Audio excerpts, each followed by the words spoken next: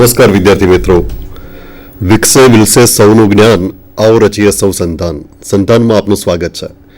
વિષય છે રાજ્યશાસ્ત્ર અને વિષયાંગ છે રાજ્ય અને એના મૂળભૂત તત્વો. વિદ્યાર્થી મિત્રો, રાજ્યશાસ્ત્ર એ રાજ્યનો અભ્યાસ કરતું શાસ્ત્ર છે. જેમ પ્રાણીશાસ્ત્ર પ્રાણીઓનો અભ્યાસ કરે, વનસ્પતિશાસ્ત્ર વનસ્પતિનો અભ્યાસ કરે, એમ રાજ્યશાસ્ત્ર રાજ્ય નામની સંસ્થાનો, એના કાર્યોનો, એના જુદા જુદા તત્વોનો અભ્યાસ કરતું શાસ્ત્ર છે. માટે રાજ્યશાસ્ત્રમાં રાજ્ય એ સૌથી અગત્યની સંસ્થા છે જેનો આપણે અભ્યાસ કરીએ છીએ. પ્રશ્ન એ થાય કે રાજ્ય એટલે શું? તો રાજ્ય આપણા માટે સૌથી અગત્યની સંસ્થા છે. વિદ્યાર્થી મિત્રો, સમાજમાં મનુષ્ય પોતાની જરૂરિયાતો સંતોષવા માટે અનેક સંસ્થાઓ બનાવી છે. જેમ કે લગ્ન સંસ્થા છે, જે નાનામાં નાની સંસ્થા છે. કોલેજ છે, સ્કૂલ છે, બેંક છે, મંદિર, મસ્જિદ છે. આવી ધાર્મિક, આર્થિક અને સામાજિક સંસ્થાઓ છે. તો રાજ્ય એક રાજકીય સંસ્થા છે અને મનુષ્ય પોતાની જરૂરિયાતો સંતોષવા માટે બનાવી છે. હવે આ જે સામાજિક સંસ્થાઓ છે, કોલેજ, મંદિર, બેંક, રાજ્ય, આમાં સમાન તત્વો કયા છે? તમે આ દિશામાં સાથે સાથે વિચારતા રહેજો. તો આની અંદર જો કોઈ સમાન તત્વો હોય તો લોકો છે કે દરેક સંસ્થામાં લોકો, આમાંથી આ જે સંસ્થાઓ મેં તમને કહી એમાંથી લઘુત્તમ સાધારણ અવયવ કાઢો તમે, લસા, લોઅર કોમન ફેક્ટર, તો એમાંથી લોકો હશે. દરેક સંસ્થામાં લોકો હોય જ છે. દરેક સંસ્થાને ચોક્કસ વિસ્તાર હોય, નાનો કે મોટો એ બીજા નંબરની વાત છે, પણ વિસ્તાર હોય જ છે. ત્રીજું, દરેક સંસ્થાના એક વડા હોય છે અને દરેક સંસ્થાના વડા પાસે એ સંસ્થા પૂરતી સત્તા હોય છે. આમ ચાર તત્વો દરેક સંસ્થામાં આપણને જોવા મળે છે. રાજ્ય પણ એક સંસ્થા હોવાથી એમાં પણ આ ચાર તત્વો છે જ. જેમ કે લોકો છે, આપણે બધા નાગરિકો રાજ્યના સભ્યો છીએ. બીજું, દરેક રાજ્યને ચોક્કસ વિસ્તાર હોય જેને આપણે સરહદ કહીએ છીએ કે સીમા કહીએ છીએ. તો એ સરહદ દરેક રાજ્યને હોય જ છે. રાજ્ય એના વિના બનતું નથી. ત્રીજું, રાજ્યના વડા એટલે કે સરકાર એ દરેક રાજ્યમાં હોય. એ ભારત નામનું રાજ્ય હોય, પાકિસ્તાન, ચીન કે અમેરિકા નામનું રાજ્ય હોય, એને એના વડા હોય અને રાજ્યના વડાને સરકાર જ કહેવાય. અંગ્રેજીમાં એને આપણે ગવર્મેન્ટ કહીએ છીએ. કોઈ પણ રાજ્યને ગવર્મેન્ટ હોય જ. ચોથું ને અગત્યનું તત્વ, સરકાર પાસે એટલે કે રાજ્યના વડા પાસે સાર્વભૌમ સત્તા હોય. એને અંગ્રેજીમાં સોવરેન્ટી કહે છે, અર્થાત સર્વોપરી સત્તા, બધાથી ઉપરી સત્તા. પોતાની સરહદોની અંદર સર્વોપરી સત્તાધારી કોઈની આજ્ઞા લેતો નથી, માત્ર આજ્ઞાઓ આપે છે. અને આવો સત્તાધારી જેની પાસે સાર્વભૌમ સત્તા છે એને સરકાર કહેવાય. એથી ઉલટું, સરકાર કોને કહેવાય? તો જેની પાસે સાર્વભૌમ સત્તા છે. સાર્વભૌમ સત્તા કોની પાસે છે? તો એ સરકારની પાસે છે. અને આ ચાર તત્વો ભેગા થાય અને જે સંસ્થા બને એને રાજ્ય નામની સંસ્થા કહેવાય. રાજ્યશાસ્ત્ર આ રાજ્ય નામની સંસ્થાનો અભ્યાસ કરતું, એ પણ વૈજ્ઞાનિક પદ્ધતિથી અભ્યાસ કરતું શાસ્ત્ર છે. માટે એને અંગ્રેજીમાં પોલિટિકલ સાયન્સ કહીએ છીએ. આપણે એવા તારણ પર આવીએ હવે કે લોકો વત્તા ચોક્કસ વિસ્તાર વત્તા સરકાર વત્તા સાર્વભૌમ સત્તા બરાબર રાજ્ય. આ ચાર અનિવાર્ય તત્વો ભેગા થાય તો રાજ્ય બને. એ સિવાય પણ કેટલાક રાજ્યશાસ્ત્રીઓ એવી વાત કરે છે કે અન્ય રાજ્યો તમને માન્યતા આપે કે તમે એક સ્વતંત્ર રાજ્ય છો તો જ રાજ્ય ગણી શકાય, એ સિવાય નહીં. એ બધા વધારાના તત્વો છે. પણ આ ચાર તો અનિવાર્ય તત્વો છે. રાજ્ય બનવા માટે આ ચાર તત્વો જોઈએ છે, જેની આપણે અગાઉ વાત કરીએ. રાજ્ય શા માટે? રાજ્ય નામની સંસ્થા મનુષ્ય શા માટે બનાવી, એવો પ્રશ્ન થાય, ખાસ કરીને પ્રથમ વર્ષના વિદ્યાર્થીઓને. તો જેમ સ્કૂલ બનાવી છે આપણે શિક્ષણ આપવા માટે, પ્રાથમિક શાળા બનાવી પ્રાથમિક શિક્ષણ આપવા માટે, કોલેજો બનાવી છે ઉચ્ચ શિક્ષણ આપવા માટે, મંદિર, મસ્જિદ આપણી ધાર્મિક જરૂરિયાતો સંતોષવા બનાવી છે, બેંક આપણી નાણાકીય જરૂરિયાત સંતોષવા માટે બનાવી છે. એવી રીતે રાજ્ય શા માટે બનાવી, એવો પ્રશ્ન થાય રાજ્ય નામની સંસ્થાને.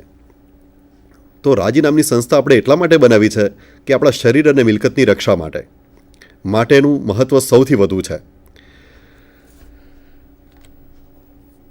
એક જમાનો એવો હતો જ્યારે રાજ્ય પોલીસ સ્ટેટ ગણાતું. એનું કામ માત્ર રક્ષા કરવાનું હતું. રાજ્ય નામની સંસ્થા, એના જુદા જુદા અંગો, સરકાર, ખાસ કરીને સરકાર એક જ કામ કરવાનું કે લોકોના શરીર અને મિલકતનું રક્ષણ કરવાનું. પાછળથી એવું ઉમેરાયું કે ભાઈ રાજ્ય માત્ર શરીર અને મિલકતનું રક્ષણ નથી કરવાનું, પણ લોકોના અધિકારોનું પણ રક્ષણ કરવાનું છે. જેમ કે સ્વતંત્રતાનો અધિકાર, હરવા ફરવાનો અધિકાર, વાણી સ્વાતંત્ર્યનો અધિકાર, ધર્મ પાળવાનો અધિકાર, આનું પણ એને રક્ષણ કરવાનું છે. માત્ર મિલકત અને શરીરનું નહીં, એથી વિશેષ એની જવાબદારીઓ છે એમ સ્વીકારાયું. હવે જ્યારે લોકશાહી આવી રાજ્યમાં, સરકારનું એક સ્વરૂપ લોકશાહી તરીકે આપણે સ્વીકાર્યું, પછી રાજ્યના કાર્યોમાં થોડોક વધારો થયો કે રાજ્ય આટલા કાર્યો કરે એ સિવાય પણ બીજા કામ કરે. જેમ કે રસ્તા બનાવવાનું કામ, રોડ બનાવવાનું કામ, વીજળીનું વિતરણ કરે, પાણીનું વિતરણ કરે, રસ્તાઓની સફાઈ કરે. આ એના વધારાના કામો આપ્યા.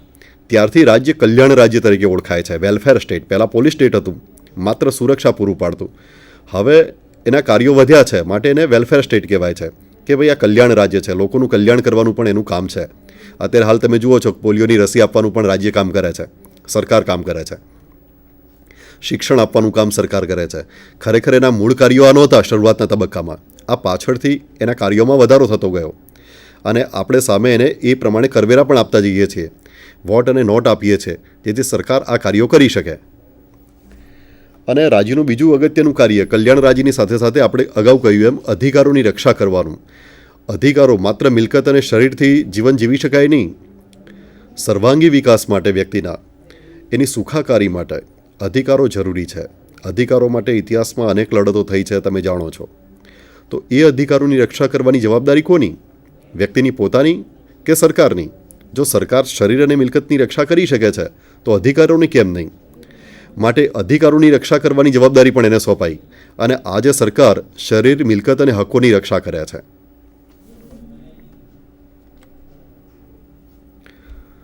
આપણે એક પછી એક રાજ્યના તત્વોને ઊંડાણથી જોતા જઈએ. સૌથી અગત્યનું તત્વ લોકો છે.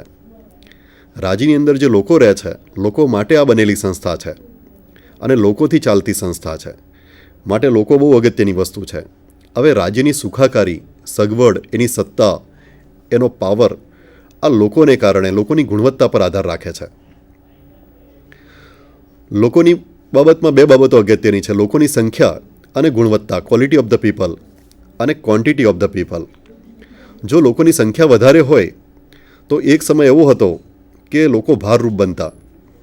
ગરીબી, બેરોજગારી, આ બધી સમસ્યાઓનો રાજ્ય સામનો કરવો પડતો. વિકાસના ફળો, વસ્તી વધારો ખાઈ જતો. પણ જો લોકો શિક્ષિત હોય તો લોકો શક્તિ બને છે રાજ્યની. એનાથી સૈનિકો મળે છે, ઔદ્યોગિક કામદારો મળે છે, જુદા જુદા કર્મચારીઓ મળે છે, ખેડૂતો મળે છે અને રાજ્યનું જે ફોર્સ છે, બળ છે, એ વધે છે. માટે શિક્ષિત લોકો રાજ્યની શક્તિમાં વધારો કરે છે અને અર્ધશિક્ષિત કે અશિક્ષિત લોકો રાજ્યની શક્તિમાં ઘટાડો કરે છે અથવા તો બોજરૂપ બને છે. અને એ આપણે જોઈ શકતા હતા. આઝાદી પછીના તરતનો જે સમય હતો એ વખતે આપણને વસ્તી બોજરૂપ લાગતી હતી. વસ્તી વધારો અટકાવવા માટેના સરકાર પ્રયત્નો કરતી હતી. આજે આપણે એને શિક્ષણ આપીને આપણા સામર્થ્યમાં વધારો કરીએ છીએ. માનવ સંસાધન મંત્રાલય દ્વારા આપણે જે માનવ સંસાધન છે, હ્યુમન રિસોર્સ છે, એનું ડેવલપમેન્ટ કરવાનો આજે પ્રોજેક્ટ હાથ ધર્યો છે કે ભાઈ લોકોને શિક્ષિત કરો, એનું માનસિક સ્વાસ્થ્ય, શારીરિક સ્વાસ્થ્ય અને શિક્ષણ મળે. તો એને કારણે લોકોની સુખાકારીમાં વધારો થાય, લોકોની શક્તિમાં વધારો થાય અને આ જરૂરી બનતું જાય છે આજના સમયમાં. તો શિક્ષણ દ્વારા અને આરોગ્ય દ્વારા એમાં મૂડીરોકાણ કરીને સરકાર લોકોની ગુણવત્તા વધારી શકે છે. અને ખાસ કરીને તમે જોશો કે જે G8ના દેશો છે, ગ્રુપ 8, જે વિશ્વના અતિ ધનાઢ્ય દેશો છે, એ સૌથી વધુ મૂડીરોકાણ આરોગ્ય અને શિક્ષણની પાછળ કરે છે. એનું કારણ એ છે કે લોકોની ગુણવત્તા વધે. લોકોની ગુણવત્તા વધે તો સુખાકારી વધે અને રાષ્ટ્રનું સામર્થ્ય વધે. રાષ્ટ્રની શક્તિનો બીજો આધાર કે રાજ્યની શક્તિનો બીજો આધાર વિસ્તાર પણ છે. તમે કેટલો વિસ્તાર ધરાવો છો એ મહત્ત્વનું છે, સાથે સાથે કેવો વિસ્તાર ધરાવો છો એ પણ બહુ મહત્ત્વનું બનતું જાય છે.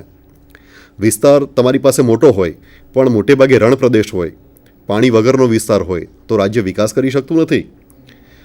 જો તમારી પાસે સારી જમીન હોય, ફળદ્રુપ જમીન હોય, ઉપજાઉ જમીન હોય, સારો વરસાદ થતો હોય, પાણીની વ્યવસ્થા હોય અને ખનિજો હોય, સોનું છે, હીરા છે, પેટ્રોલિયમ, ખાસ કરીને દિન પ્રતિદિન પેટ્રોલિયમનું મહત્ત્વ વધતું જાય છે, તો તમારી જમીનમાં પેટ્રોલિયમ વધારે હોય તો એને કારણે પણ રાષ્ટ્ર સમૃદ્ધ બનતું જાય છે, કારણ કે એમાંથી સોર્સ સતત મળતા રહે છે ઔદ્યોગિક વિકાસ માટે.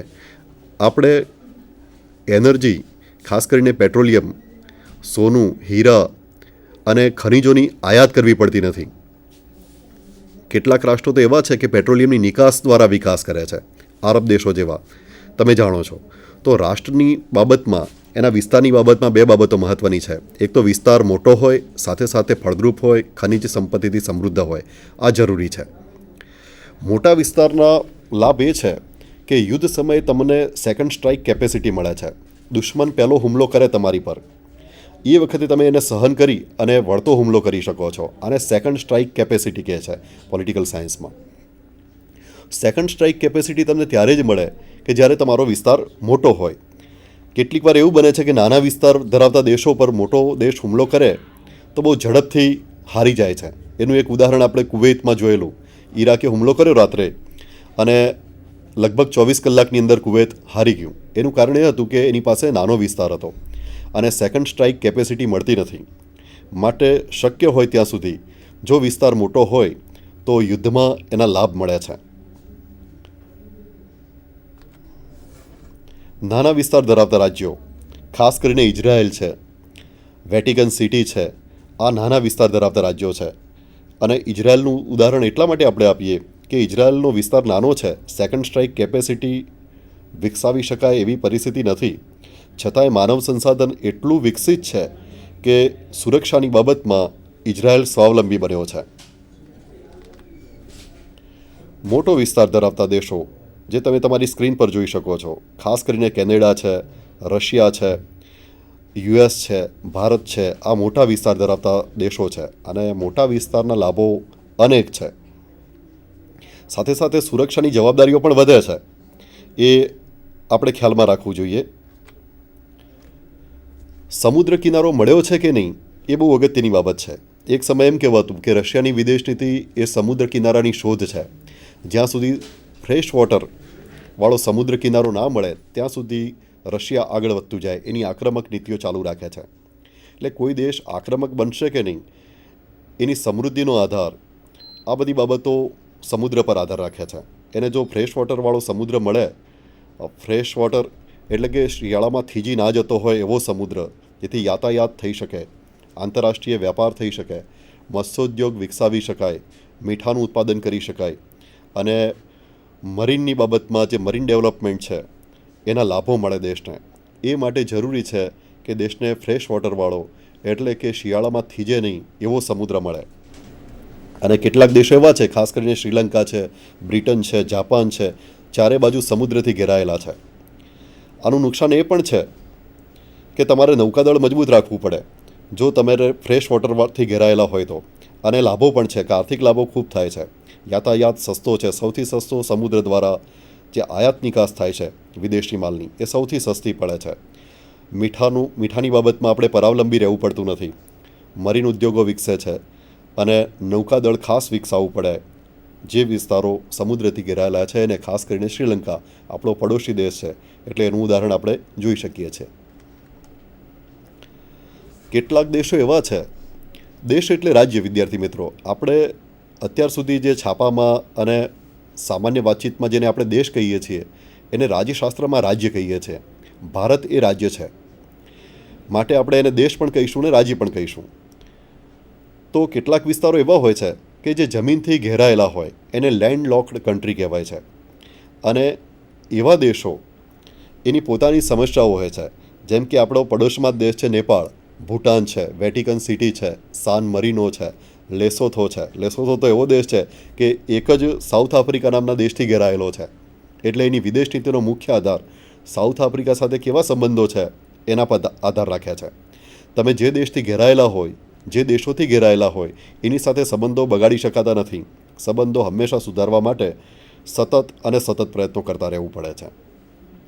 માટે જમીનથી ઘેરાયેલા દેશોની પોતાની પણ સમસ્યાઓ છે, જેમ કે મરીન ડેવલપમેન્ટ થઈ શકતું નથી, માછલી અને ખાસ કરીને દરિયાઈ પેદાશોની આયાત કરવી પડે છે. જે પેદાશો સમુદ્ર માર્ગે આયાત થાય છે એ બીજા દેશના જમીન રસ્તે થઈને તમારા દેશમાં આવે છે. માટે બીજા દેશો પર આધાર રાખવો પડે છે. ખાસ કરીને નેપાળ, ભૂટાન આ બધા દેશોનું પરાવલંબન દિન પ્રતિદિન વધતું જાય છે. જુઓ, આ તસવીરમાં તમને જે દેખાય છે એ ભારત પાકિસ્તાનની સરહદ છે. અને દરેક ચોક્કસ વિસ્તાર, દરેક દેશ પોતાના વિસ્તારને જાળવવા માટે કેટલીક વાર આ તસવીરમાં જે દેખાય છે એવી તારની વાડ બાંધે છે. કેટલીક વાર પથ્થરના પિલર પણ મૂકવામાં આવે છે અને બોર્ડર પિલર કહેવાય. અને બોર્ડર પિલરને જુદા જુદા નંબર આપવામાં આવે છે. આ જે તમને દેખાયું એ ભારત પાકિસ્તાનની સરહદ છે. જમીનથી ઘેરાયેલા દેશોની આપણે વાત કરી તો ખાસ કરીને જુઓ, તમને મોંગોલિયા, ચીનની ઉત્તર આવેલો દેશ મોંગોલિયા જમીનથી ઘેરાયેલો છે. તમારી સ્ક્રીન પર જુઓ, એની નીચે નેપાળ છે, ચીનની નીચે નેપાળ છે. એ પણ ભારત અને ચીન બંનેની વચ્ચે ઘેરાયેલો દેશ છે. અને એટલા જ માટે નેપાળની જે વિદેશ નીતિ છે એની ઉપર આ બંને દેશોની મોટી અસર છે. International commission of maritime powers એણે એવું ઠરાવ્યું છે કે સમુદ્ર કિનારાથી 12 માઇલ સુધીનો વિસ્તાર જે તે દેશનો પોતાનો ગણાશે. એમાંથી એ માછીમારી કરી શકશે. જો એ વિસ્તારમાંથી પેટ્રોલિયમ નીકળે તો જે તે દેશનું ગણાશે. માટે આવો એક ઠરાવ થયેલો છે. વિસ્તારની બાબતમાં બીજી એક વાત યાદ કરી લઈએ કે દરેક દેશની જે સરહદ છે એની ઉપરનું આકાશ એ દેશનો વિસ્તાર ગણાય છે. એટલે બીજા દેશે જો એમાં થઈને વિમાન પસાર કરવું હોય તો જે તે દેશની મંજૂરી લેવી પડે છે. પૂર્વ મંજૂરી લઈને જ એમાંથી વિમાનો આવજા કરી શકે છે. વિસ્તારની બાબતમાં કુદરતી સંપત્તિ ખૂબ અગત્યની છે. જો કુદરતી સંપત્તિ તમને સારી મળી હોય વિસ્તારની અંદર તો દેશનો વિકાસ ઝડપી બને છે. સાઉથ આફ્રિકા આપણે જોઈએ તો સોનાની ખાણો છે, હીરાની ખાણો છે. એની નિકાસ દ્વારા પણ પુષ્કળ એ વિકાસ કરી શકે છે. નિકાસ દ્વારા વિકાસ થઈ શકે, પણ મોટે ભાગે તો નિકાસ દ્વારા આર્થિક વૃદ્ધિ થાય છે. અને આર્થિક વૃદ્ધિને આપણે વિકાસમાં ફેરવી શકીએ છીએ.